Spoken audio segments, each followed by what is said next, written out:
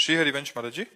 गुरुदेव, हमारा मन विवाह आदि का नहीं है, कोई रुचि भी नहीं है और विरक्त रहकर वृंदावन में वास कर रहे हैं अभी। महाराज जी, आप कह रहे हैं कि शरीर संबंधी को थोड़ी चिंता हो जाती है कि बुढ़ापे में कौन संभालेगा, कौन देखेगा, और कभी कभी घबराहट भी हो जाती है कि इस जन्म में निरंतर भजन नहीं हुआ और चूक हुई और प्रिया प्रीतम के दर्शन फिर नहीं हुए तो फिर कैसे? तो भरोसा रखो, ये भरोसे पे जीवन चलता है।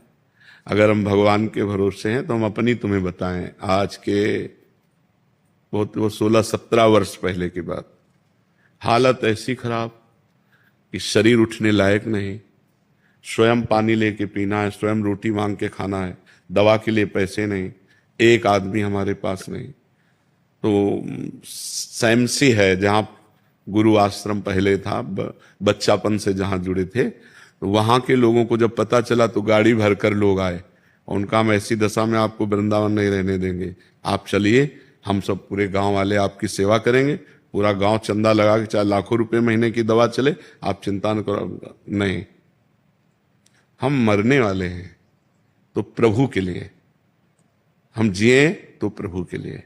ये नहीं कि हम धाम छोड़ दें, अपना निष्ठा छोड़ दें।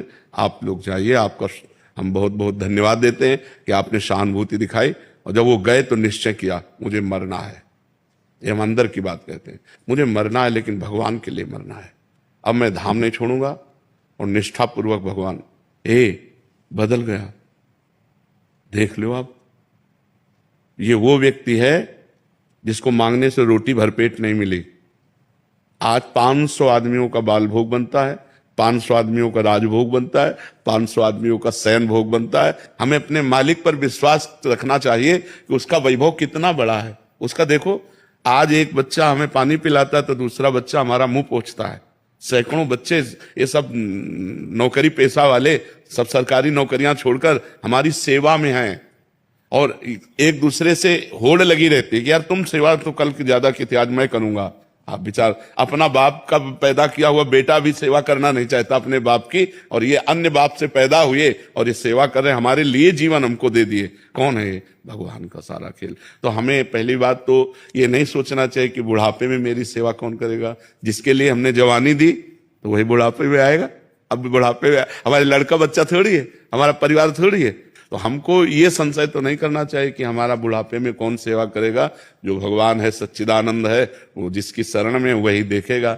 और परिवार, संसार, अच्छा मान लो हमारा ब्याह हो गया, पति मर गया, तो फिर हम ऐसे रह गए। अगर हमारे भाग्य में दुख लिखा है तो हम चाहे जितना प्रयास कर लें, हमें दुख ही मिलेगा, और अगर सुख लिखा है तो हमारे भाग्य में तो सुख ही लिखा है।